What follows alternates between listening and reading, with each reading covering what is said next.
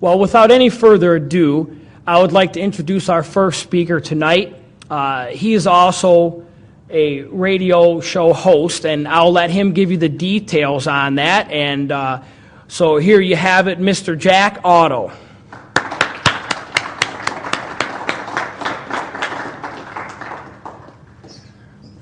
Thank you, friends. 65 years ago today, God Almighty put me on this earth, and I believe it's to fight against this New World Order. Thank you and happy birthday. Thank you.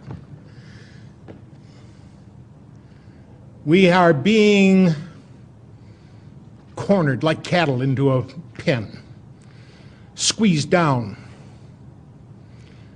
and we're never really going to be free people unless we're brave. Because this was only the land of the free as long as it was the home of the brave. And this started a long time ago with people that go back to the 4th century. Let me tell you about the flight of the Khazar warriors out of northern Turkey in 500 AD. They were a despicable bunch. You could go to the king of the Khazars and rent an army from him, an army of 40 or 50,000 men. But it didn't matter what kind of a deal you struck with their monarch. He wasn't called a king, he was called a shagan. Once the battle was done, they rape and pillage. Doesn't matter what kind of agreement you had with the king. That's the way it ended up. And so as a consequence, people in the area garnered a great deal of animosity for these Khazar warriors. And in 500 AD, they were driven out, and as they came down south out of Turkey, some fled to the west into Romania and Hungary and became the Gypsies. The rest followed their monarch, the Chagan, up into the steppes of Russia and north of there to the Caucasus Mountains. And as they settled in there, they quite easily enslaved the relatively peaceful agrarian Slavic folks that were indigenous to the area. Then they came under pressure to take sides in a growing contention around them. Coming down from the north was Eastern Orthodox Christianity, and coming up from the south was Islam. And they knew that if they succumbed to pressure from either of those to join their organization and embrace their philosophy, it would surely offend the other. And so what they did was a politically expedient maneuver. He called in all the religious leaders of the area, and he got their input, and after the input, he announced, for me and my people, and we're talking about 20 million people and about 4,000 nobility, for me and my people, we choose to become Jews. Now, this was not a heartfelt conversion. This was not something that was deep in their breasts that they felt they needed to make a conversion because they thought that was the proper way to serve the Creator. This was something that was done as a political expediency. And in the course of studying about their new religion, and you do have to study it, even if you're only going to charade, it is absolutely necessary to study about it so that you can fake it. And in the course of doing so, they came across a character with whom they could truly identify. It was Lucifer, the morning light, that fell from grace and became Satan, the adversary. And they formed an inner circle within Judaism dedicated to the forces of evil. Let's define terms. What is a Jew? If you look back in your Old Testament, your Bible, there was 12 Hebrew tribes. The 10 northern tribes were called the house of Israel. The 2 southern tribes were called Benjamin and Judah. More properly pronounced Judah, because we didn't get the harder sound to the J until about 200 years ago. So this is what I would call real Jews, people from the tribe of Judah. And when we start talking about the New World Order, we are not talking about these people at all. We're talking about these Khazar warriors that only pretended to embrace Judaism. And so today, we find that about 92% of the people who claim to be Jews really aren't. They don't have a drop of Semitic blood in their veins. They are Khazar warriors with a new bent on life and a goal to conquer, to rape, and to pillage. And that philosophy has come down over time, and we see how effectively they have implemented it throughout history. Now, when they pretended to embrace Judaism, they drew upon the real Jews for some education, and they used the Hebrew alphabet as phonics to codify their Khazar language. And so now we look at that language called Yiddish or Jiddish and find that it is not Hebrew. It only appears to be. Now, these people have run into some trouble over time. In 965 AD, they were overrun by the Varganians, which was Swedish-ruled Slavic people. Varganian is the Russian word for Vikings. And they were militarily defeated, which curbed their expansionist philosophy for some time. And then in 1140, they were literally overrun by the Mongols for Kublai Khan and Genghis Khan. And they were driven down into Eastern Europe. Their monarch, the king, or Chagan as he was called, fled to Spain and Portugal. Now, because these folks were a darker skinned people with black hair and brown eyes, it was easier for them to fit in with the folks of Spain and Portugal and Italy and Sicily than they could other places where they stood out and looked markedly different. And they took a great deal of control, especially in Spain and Portugal, so much so that they were discovered in conspiracy because they worked together to get themselves, one of them, into a position of authority where that person can work in tandem with others to get more of their people in authority and positions of power, and working it up to where they're running the show and milking everybody else. After they fled down into Europe, there was one of them, a guy by the name of Meyer Amschel Bauerberg, who decided to enter into clandestine world government. Meyer Amschel Bauerberg used the symbol outside of his father's silversmith shop, a large red shield, as inspiration for an alias. And he went by the name of Rothschild. That's German language for red shield. Now, Rothschild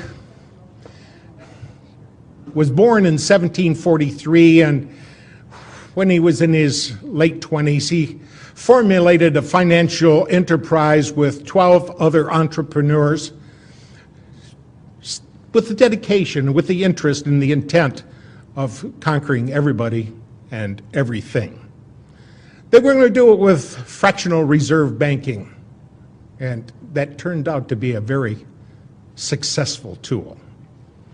We found out about fractional reserve banking at the Bank of Amsterdam in 1610 when, like all fiat money inflations, it came to a roaring bust. And they learned from that and wanted to implement it wherever they could so that they could be the ones that benefited from that enterprise. Now, Meyer Amschel Bauerberg had 5 sons, and he took these 5 sons, and as they became of age, he sent them to foreign countries to operate not an independent banking system, but one in conjunction with the rest of their people. A system whereby Nathan, who went to London and soon proved himself to be shrewd, There was one named Kalman who passed himself off as Carl, and I think he went to Amsterdam. Jacob called himself James in Paris. And we find that throughout the world, in 5 big locations, they had banking institutions that had a very clever idea. And if these people weren't so evil, it would have been easier to admire what they did. But they had a system whereby you could go to one of the banks in one country and deposit gold with them and get a receipt for it. And then go to the foreign country where they had another office, take that receipt, and get your gold. And you didn't run the risk of losing your gold on the high seas, either to wind or to pirates or anything else. So in a way, it was kind of a clever scheme. However, these people were despicably evil, and their intent to make money was to not just put themselves for their head, but to hold others back. Now, Meyer Amschel Bauerberg lived to be, he lived from 1743 to the year 1812, and that's why we got that 1812 overture, was to honor him. His associates respected him and wanted to salute his passing. Meyer Amschel Bauerberg changed his name to Rothschild, and he also dropped the Bauerberg suffix and called himself Bauer, closer to home, where he lived there at 148 Judenstrassen in Frankfurt, Germany. They later moved down to 148 Judenstrassen, and it was from there that he was able to do much of his chicanery. And he got in league with a guy, William the Ninth of Hesse-Kassel. Now, if you remember about the Hessian warriors were something that were warrior slaves that was purchased by the King of England from this Landgrave of Hesse-Kassel. They were purchased for the price of $12,000, and much of that money was earned by just capturing these people through actual out-and-out brigand slavery and holding them until they could be sent to the king, and which they were told, don't ever let those colonists get a hold of you. They will skin you alive. Well, when the Hessian soldiers got captured by one of us, one of our forefathers, they started crying, oh, please don't skin me. And they said, well, skin you? We're not going to do that. Then they realized they had been lied to. Many of them came over and joined the revolutionary forces of the Americans, and a lot of them escaped out to the west and melded in and became what we might call squatters out there in the wide open west, like the rest of us did. Now, they did a pretty good job of interfacing with the Native Americans out there, and were able to garner some respect for them. So it was among these same people that brought about so much of the war that we see in front of us throughout history.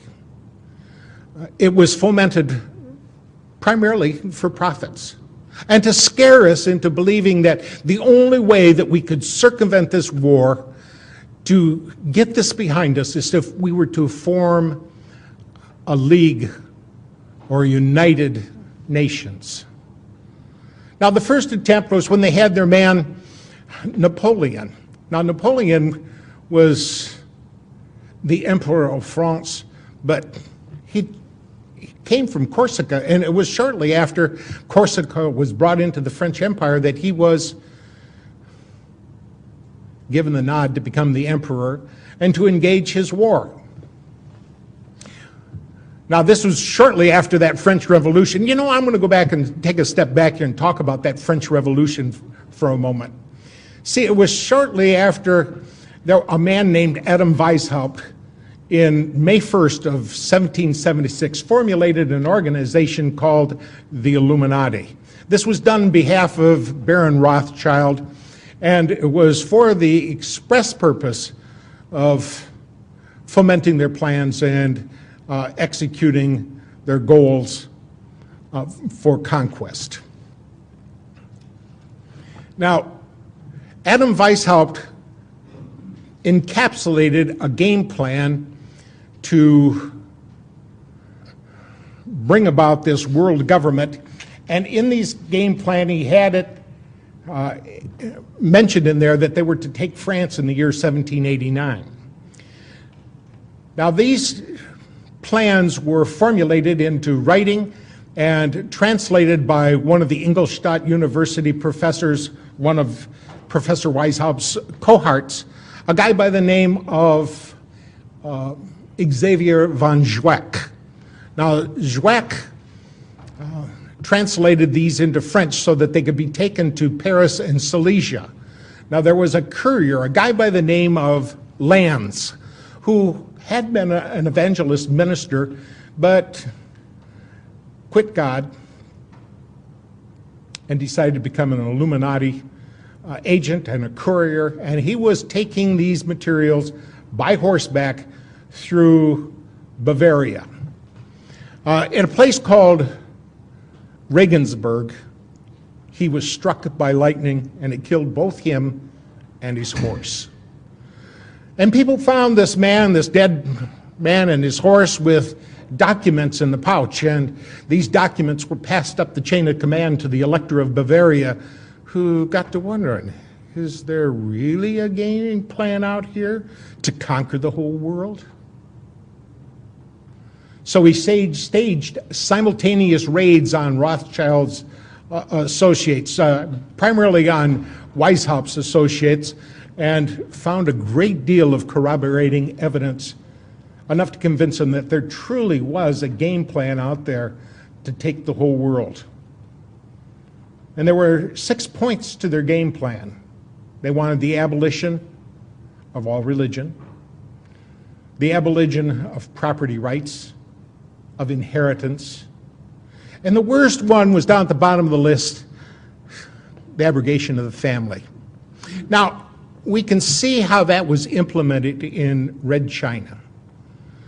Men went to one dormitory, women went to another dormitory, boys were here and girls were here, and the family was totally destroyed, and they used that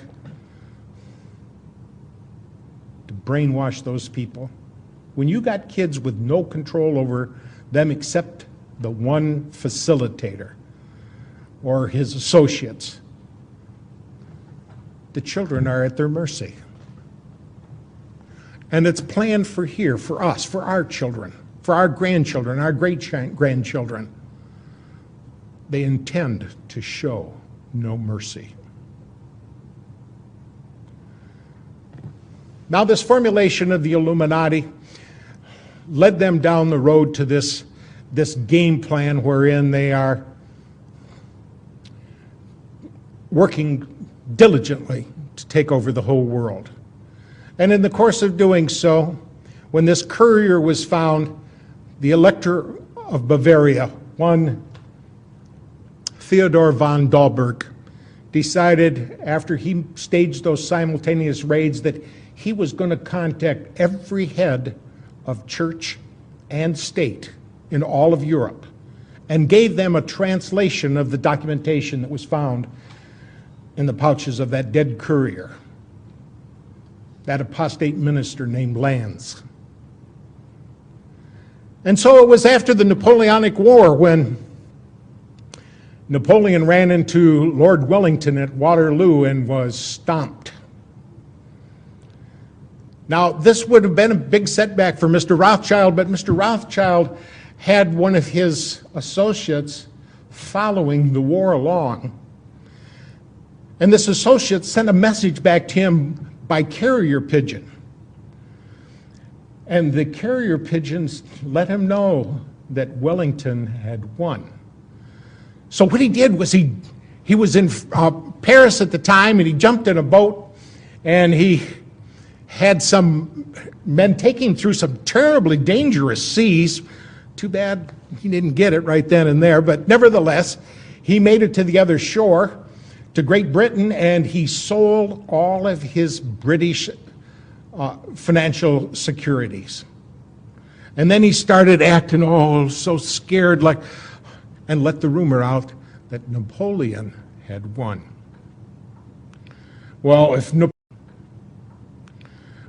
Napoleon had won, everybody realized that their government was not going to be able to honor its financial obligations, and so they started selling theirs. And at the very depth of that despair, he quietly and surreptitiously had some of his friends start buying up those worthless securities. And so almost overnight, he increased his wealth by 21-fold.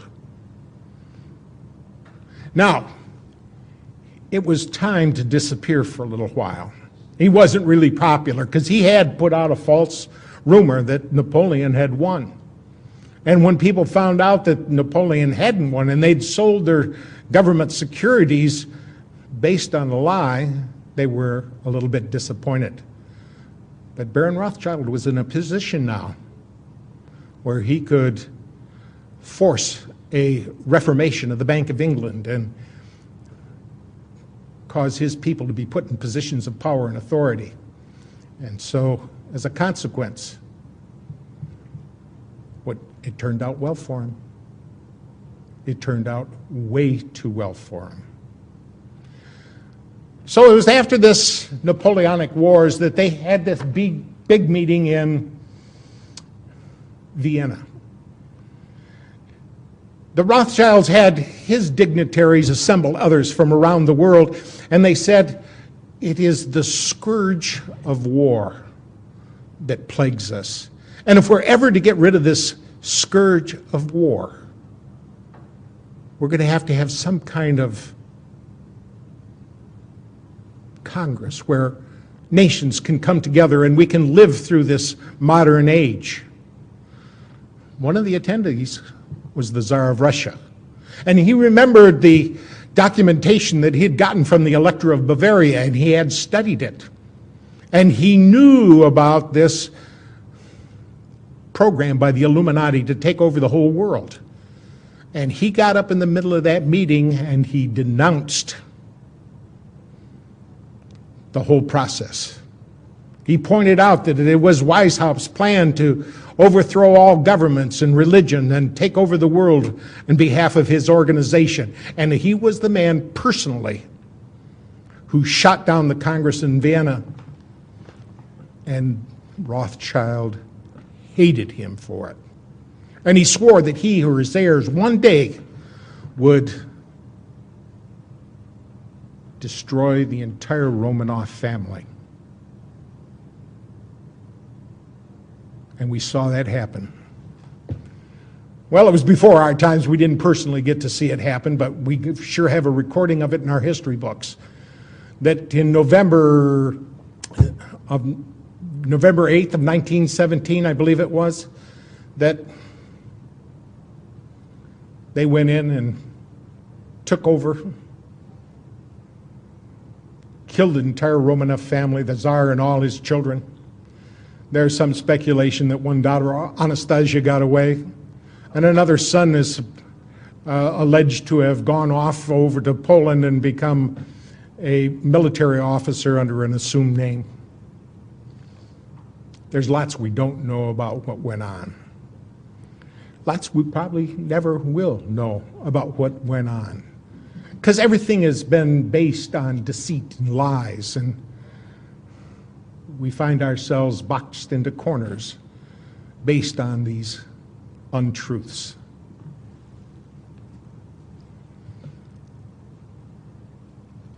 So it was shortly afterwards that they had another man from their group, a guy by the name of Abraham Lincoln, whose real name was Springsteen.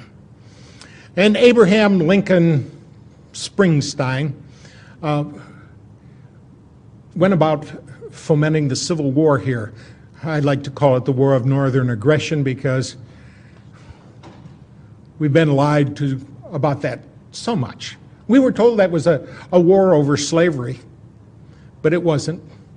There was a war over states' rights. Two of the southern states, Virginia and North Carolina, had long ago outlawed slavery.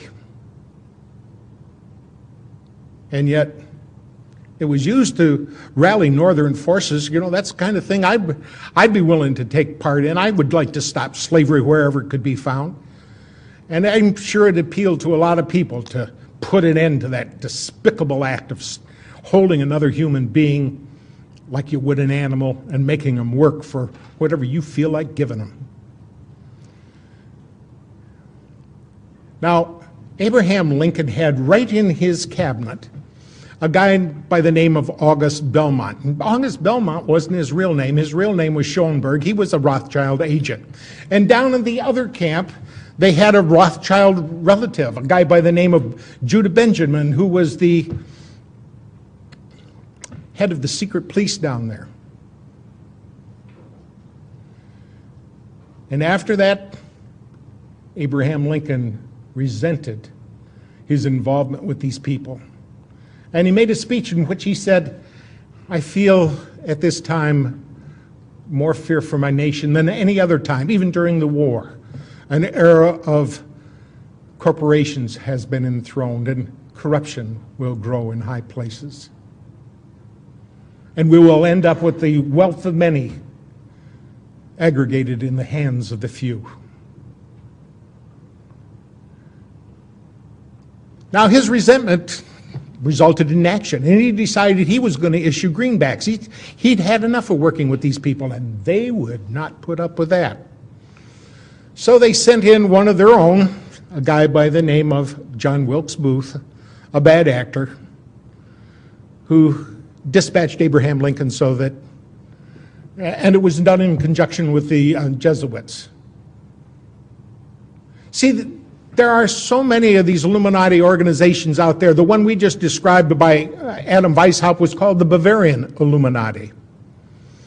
There was another Illuminati called Avion over in, I believe, in Great Britain. There was one in Switzerland, and there was another one in France, the Grand Lodge Orient de la France.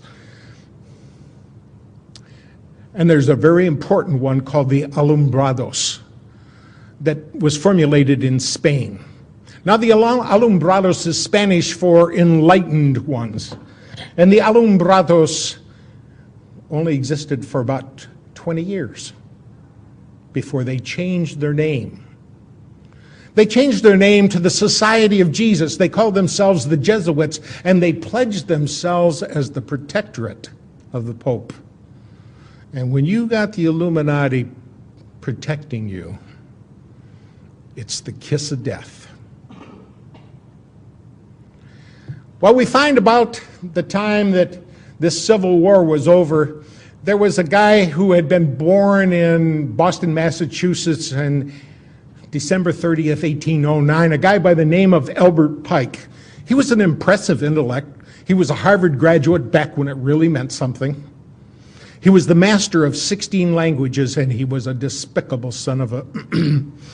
because he openly worshipped Satan. He was part of an organization called the Palatalists. He was the one that converted this Knights of the Golden Dawn to the Ku Klux Klan.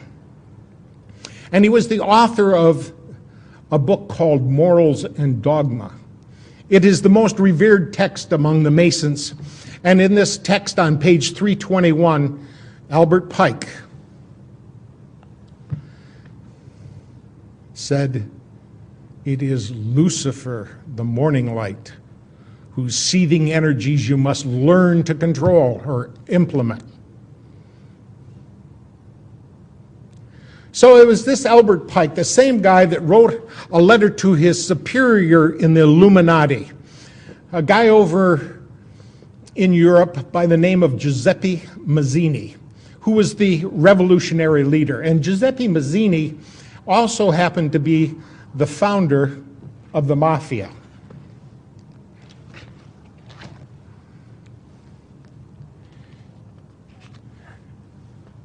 This letter that he wrote to Giuseppe Mazzini on August 15 of 1871 outlined 3 world wars. And the first of those world wars was to be fomented between the differences between the German nationalists and the Brits, and end up with the downfall of Tsarist Russia and the rise of communism. Any of us who studied any history at all knows that's exactly how World War I took place. Then World War II was fomented between the Zionists, between the German nationalists again, and the Brits to bring us in. And in World War II,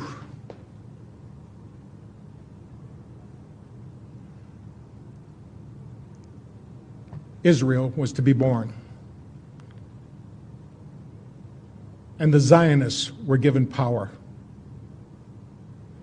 So since the first 2 wars came off just exactly as that letter said, and that letter used to hang right in the British Museum Library until 1977 when Baron Rothschild became a director. And as soon as he was on the board of directors, that letter disappeared from the library. Immediately.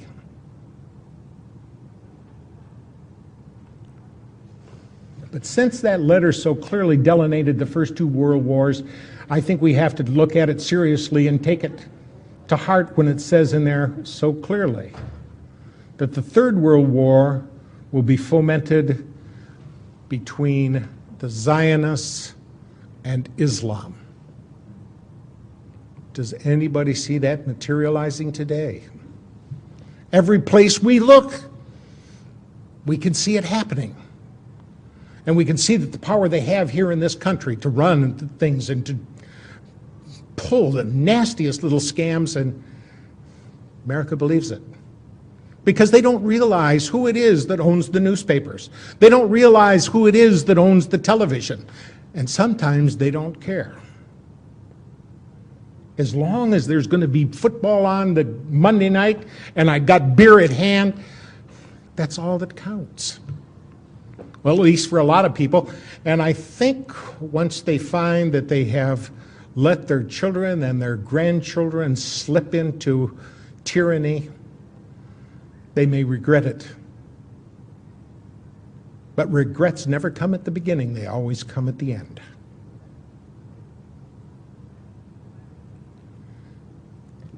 We can see World War III shaping up just exactly like they planned for us, and not enough of us are doing what's necessary to stop it. Look at all the empty seats we have here. America should be flooded to this cause. They should be interested in what is transpiring. They should be interested in who's doing what and to whom. It was right after World War I that J.P. Morgan was given the job of gaining control of the newspapers. They knew they must be able to control human thought with input. And if you can realize that the human mind is a whole lot like a computer, the old garbage in, garbage out effect takes place. If you can control what people hear and see, then you can pretty much control what they think.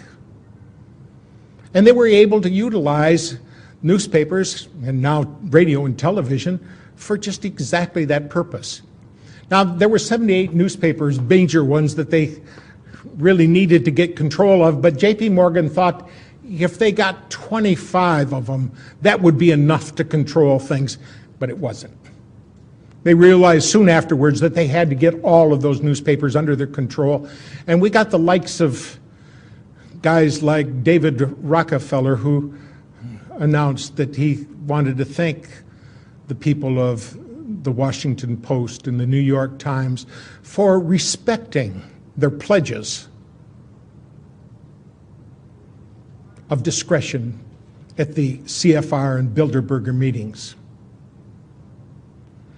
And he said if it wasn't for their discretion, it would not have been possible to prepare the world for a new world order.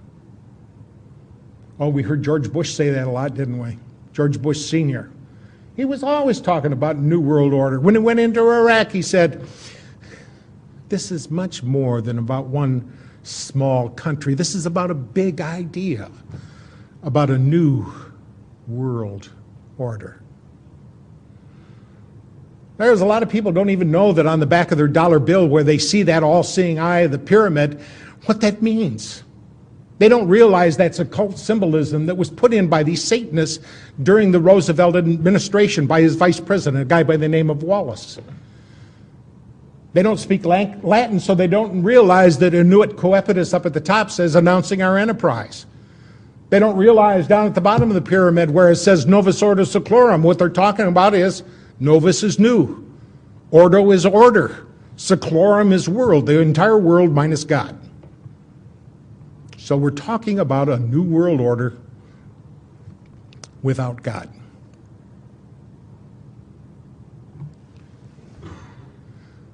We have little time left. So much of what they've done has been implemented, and we can see that they were able to do a lot of this through fractional reserve banking. That was accomplished several times.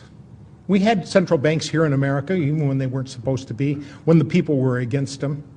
Oh, they never dared to call it a central bank. But essentially, that's what it was. The War of 1812 was fought just because people weren't going to have a central bank. But by 1816, at the Treaty of Ghent, we had another central bank here in America.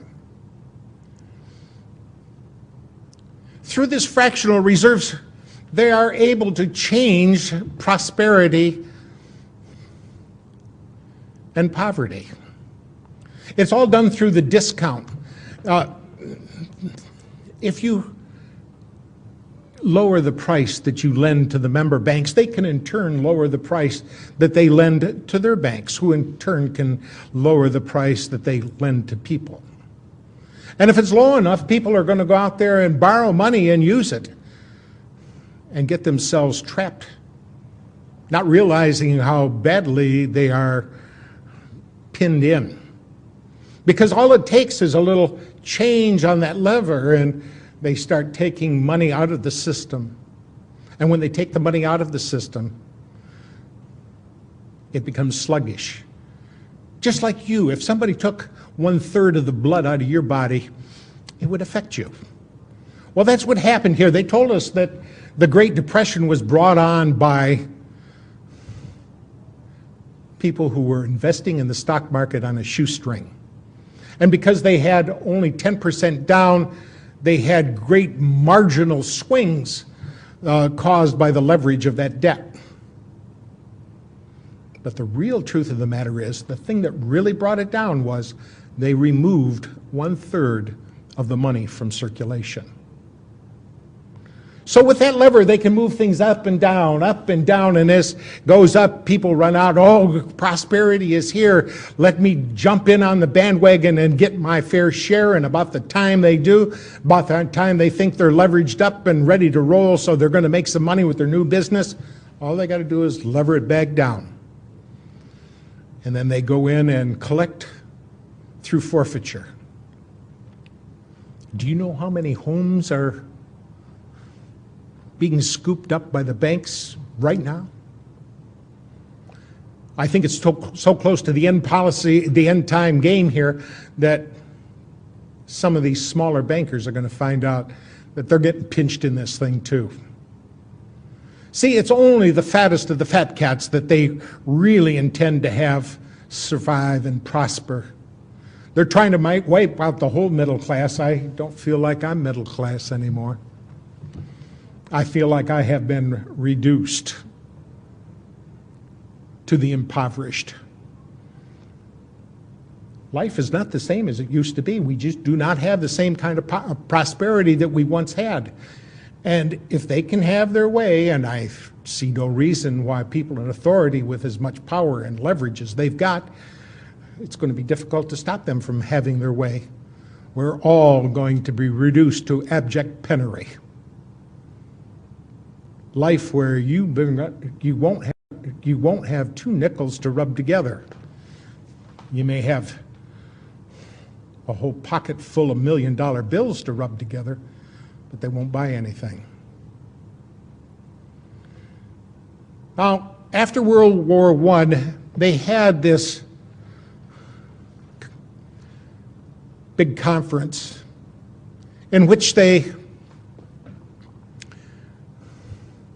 brought together all the people involved in the war to have a settlement and a signing of the armistice with Germany. On one side of the table was Paul Warburg. On the other side of the table was his brother Max Warburg. In total, there were 117 of these false Jews, as I prefer to call them. And we would not know about this except one of the guys there, a guy by the name of Benjamin Friedman, who was the bagman for Henry Morgenthau Sr.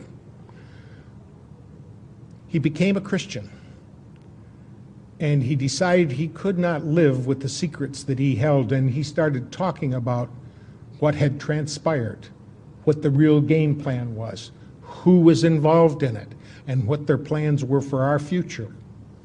An unseemly plan for our future. Much of that was done with these, what you call false flag operations. A false flag operation is where you go in and pretend to be somebody else, do something wrong, so that the people that you attack think, hey, it was those people that did it to me when it really wasn't those people that did it to you. We find that a whole lot of that is done by these false Jews. For example, the Lusitania was sunk to start World War I. Now, Germany had taken out advertisements in the New York newspapers and said very specifically that they were carrying munitions aboard that Lusitania. Don't go on it. Well, while they were doing that, they ended up sending off some of that ships and with 128 American passengers aboard it. And it wasn't Germany, it was Great Britain that sunk that ship to suck us into that war. They were having trouble. See, Germany was already winning. And they didn't like the idea at all. And so these characters went over to the King of England and said to the King of England, now, you don't have to surrender to Germany. If we can bring America in on your side, if we can cause America to start fighting your battles for you, would you support a homeland in Palestine for us? And the King of England was, what do I do? Do I surrender, or do I agree to let somebody else have that home? Oh, yeah, we'll support that. So in November of 1917, the King of England sent a letter called the Balfour Declaration to Lord Rothschild, whom he called the most eminent Jew. I think he should have called him the most eminent false Jew, because the real Jewish people have absolutely nothing to do with this New World Order, this aggrandizement of power and the passion to dominate others. This is all among these Khazar warriors that only pretended to embrace Judaism in 741 AD.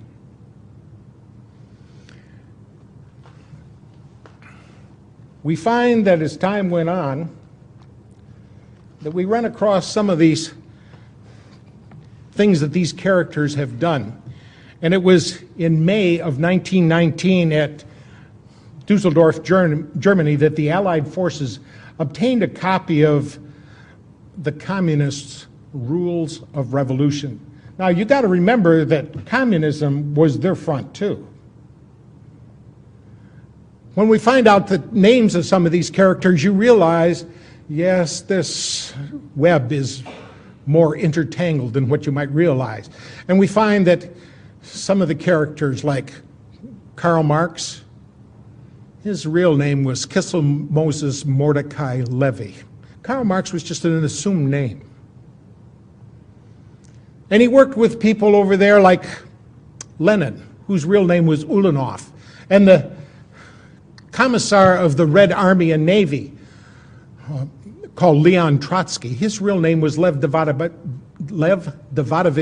Bronstein. And when you find out how all these people have been pulling together to foment so many of these things going on here, you should be forewarned. Because this is not just accidental history. This is conspiracy. People working together to do wrong. And by definition, a conspiracy is just two or more people planning in secret to do something wrong. And by that definition, there must be thousands, millions, maybe even billions of conspiracies going on all the time. But you mentioned something about what's going on. Oh, that's one of them conspiracy nuts. We've all been vilified by that label. Conspiracy nut is kind of like anti-Semite. It's just a buzzword to say, they're onto us. They know who we are. They know what we're up to. Let's jump on them and vilify them, and that's the way they operate, through vilification. And if vilifying isn't enough, they'll trump up some charges. And if that's not enough, they send in the wet agents to spill some of your blood.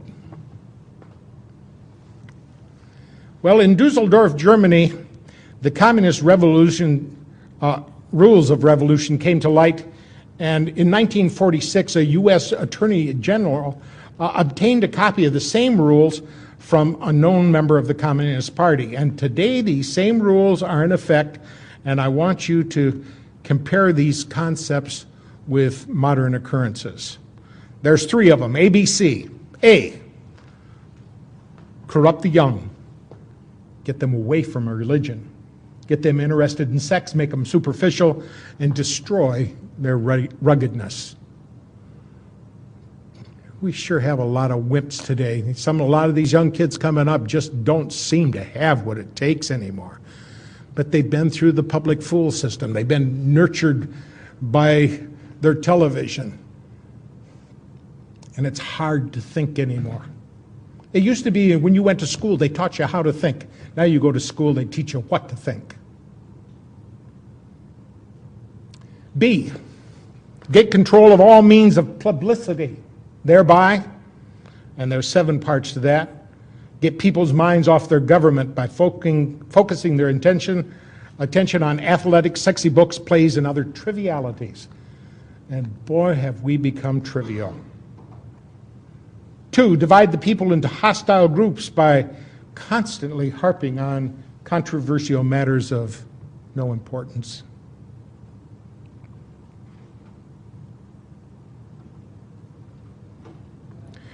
Number 3, destroy the people's faith in their natural leaders by holding the latter up to contempt, ridicule, and disgrace.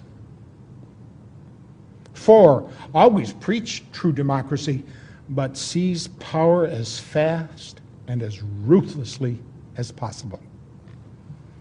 Number 5, by encouraging government extravagance, destroy its credit, produce fear of inflation with rising prices and general discontent. That one has really been implemented with vigor. We're playing welfare Santa Claus to the whole world. Now take a look at Israel alone. We send $15,500 for every man, woman, and child. That's a lot of money. Sometimes I think some of us wish, gee, I wish my government would give me that much each year. Now that's only the above board welfare. There is a sub rosa welfare. For example, that's our only friend in the Middle East. Therefore, we got to have a base over there to protect them. Do they give us a base, or do they rent it to us at a high price? Well, since we never find out exactly how much it's going to be, they can rent it at a high price, and nobody counts it as part of the great welfare. Number 6, incite unnecessary strikes in vital industries, encourage civil disorder, and foster a soft and lenient attitude on the part of government to such disorder. Number 7, by specious argument, call the breakdown of the old moral values, honesty, sobriety, self-restraint, faith in the pledged word, and ruggedness. So those are the 7 reasons they wanted to get a hold of means of publicity so they could implement that. And number C of the communist rules of revolution, cause the registration of all firearms on some pretext with a view to confiscating them and leaving the populace helpless.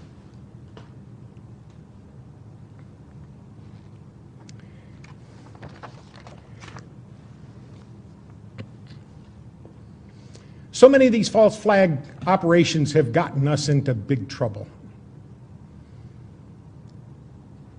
We know now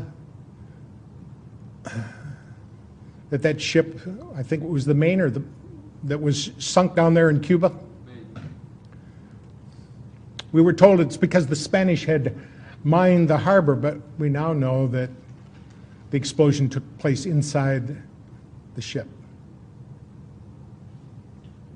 It was all the excuse they needed to go attack and wage war against Spain. We see so many of those false flag operations. World War II, it was Pearl Harbor. It wasn't a false flag operation, but it was sure close to it. It was pretending like we're just innocent people standing here when 6 months before Pearl Harbor, our government froze all Japanese money in banks. Any way you look at it, that's theft. 3 weeks before Pearl Harbor, our government gave him a 100% oil embargo. Do you remember back in the 70s when we got a 10% oil embargo from the Arabs, and the lines at the gas pumps were long and we suffered under that? That was a 10% oil embargo. And our government tried to run a 100% oil embargo upon those people who just weren't going to put up with it. Now, I think Admiral Yamamoto was right that when they came over and stung us, they were only waking a sleeping lion. But there was nothing else they could do. It's either knuckle under or fight. And that's where it is to us. It's getting down to the point where we either knuckle under or do something to fight about this. Right now, it's a fight of words because, quite frankly, we're in a very awkward position here. It's too late to work within the system and probably too early to start shooting.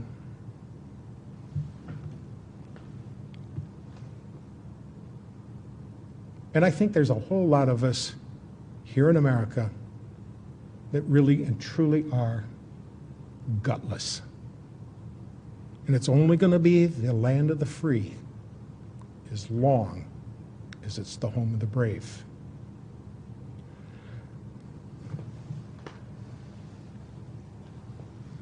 Well, we can see that after World War II, Franklin Delano Roosevelt, whose real name was Rosenfeld, hooked up with his good buddy over in the Soviet Union, a guy by the name of Joseph Stalin. His real name was Joseph Vissarionovich Jugashvili. Gashvili means son of. And he let his good buddy Joseph Stalin oversee the elections in much of Europe. And ironically, all those people decided to become pawns in the communist superstate. It was Joseph Stalin that said so clearly, and we better pay attention to what he has to say, those who cast their votes decide nothing. Those who count the votes decide everything. And we saw that happen here not too long ago in America because George Bush got elected. And it was his brother down there in Florida that sure did a lot to swing the votes. Remember all those hanging and pregnant chads and all the excuses they had to not count a lot of votes and to count other ones that they shouldn't have.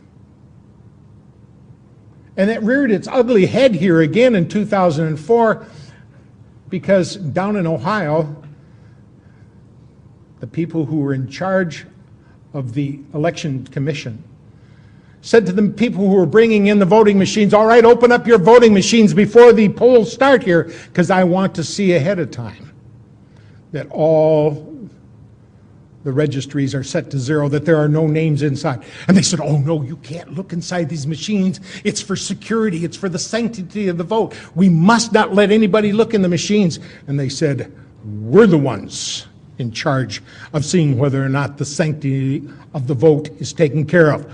You're going to open up those machines right now. And there was a lot of protesting, a lot of weeping, and a lot of wailing, but they did end up opening up those machines. Every machine had 300 to 400 votes for Bush on it already.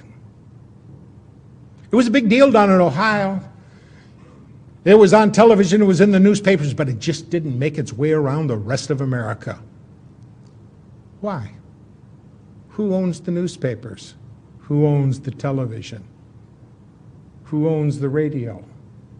The same people that own the voting machines. There's only 4 companies here in America that own voting machines, and every one of them are mafia affiliates. Now these television stations, ABC, NBC, CBS, and all the rest of them that have any influence and any power whatsoever, got together and formed a new corporation. It's called News Election Services. And they're the ones that feed information into the news election services about what's transpiring in the election and getting information back out of it. And so they have control. And it matters not who we vote for. What really counts is who does the television and the newspaper announce to be the victor. It's important because at stake is not only our freedom, but if we don't have freedom, we don't pass it on to our children. And if they don't have it, they don't pass it on to our grandchildren. And it's important to me for subsequent generations to enjoy the treasures, the pearls, the gems of liberty. Liberty is that notion where you got a right to make a choice. You decide what's good for your life. But somehow we've got to the point where you have to get a license for everything.